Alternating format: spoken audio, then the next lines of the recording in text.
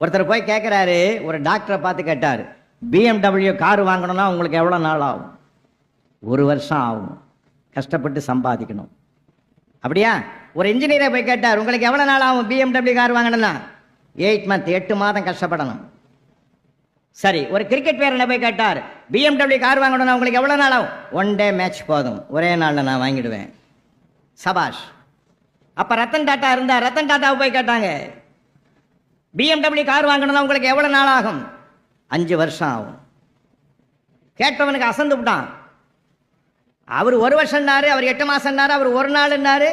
Multi millionaire, பெரிய கோடீஸ்வரன், உங்களுக்கு ஐயா 5 வருஷம் சொல்றீங்க? அவர் சொன்னாரு, BMW கார் கம்பெனி எவ்வளோ பெருசு, அந்த கம்பெனியை வாங்கணும்னா எனக்கு 5 வருஷம் ஆகும்னாரு. இப்போ புரியுதுங்களா? நம்ம எண்ணம் எப்படியும் உயர்வாக இருக்கணும். அவனை காரை பற்றி யோசிச்சான், இவர் கம்பெனியை பற்றி யோசிச்சார்.